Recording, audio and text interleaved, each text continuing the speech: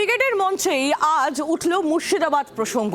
মুর্শিদাবাদের একাধিক বিষয় আজ ব্রিগেডের মঞ্চে উঠে এসেছে। মুর্শিদাবাদে বাংলাদেশের মতো সংখ্যালঘু নিধনের জায়গা হতে দিতে পারি না। এলাকা ভিত্তিক নজরদারি কমিটি তৈরি করতে হবে। কেন শুধু মুর্শিদাবাদে দাঙ্গা? কেন খুন হতে হলো হরগোবিন্দ দাস, চন্দন দাসকে? প্রশ্ন ছুড়ে দিয়েছেন মোহাম্মদ সেলিম। মুর্শিদাবাদ প্রসঙ্গ তোলেন সিটু নেতা অনাদি সাহুও। ব্রিগেড থেকে অশান্তিতে নিহতদের পরিবারের জন্য আর্থিক সাহায্যের আহ্বানও জানানো হয়েছে।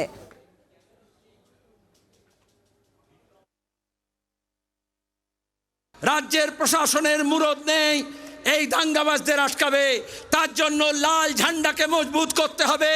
আমরা বুদ্ধদেব ভট্টাচার্যের ভাষায় বলতে পারবো, এ রাজ্যে যারা দাঙ্গা করতে আসবে তার মাথা ভেঙে গুড়িয়ে দেওয়া হবে। এটা রাজ্যের মুখ্যমন্ত্রী সাহস করতে পারেন না।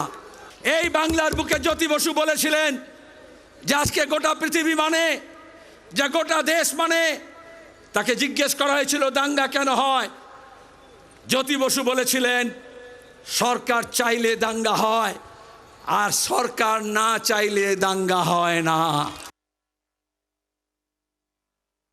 আজকে গোটা দেশে এই সাম্প্রদায়িক বিভাজনকারী বিজেপি, আরএসএস, আজকে তার সাথে তৃণমূল কংগ্রেস, আজকে গোটা রাজ্যে একটা ভয়ঙ্কর পরিবেশ আজকে তৈরি করার চেষ্টা করছে, যার পরিণতি হচ্ছে মুর্শিদাবাদ, যার পরিণতি হচ্ছে শামশেরগঞ্জ, যার পরিণতি হচ্ছে আজকে পশ্চিম বাংলায় দাঙ্গা। আজকে সাম্প্রদায়িক উত্তেজনা তৈরি করার চক্রান্ত চলছে। ওটা একটা সাম্প্রদায়িক লোক 3বার ভোটে হেরেছে। 19-এ রায়গঞ্জে, 21-এ চণ্ডীতলায়, 24-এ মুর্শিদাবাদে। ও যতবার দাঁড়াবে ততবার হারবে। ওর লজ্জা থাকা উচিত। ও বলছিল সিপিএম সমর্থক হরগোবিন্দ দাস, ওই আপনাদের মিডিয়ার সামনে বলছে হরসুন্দর দাস।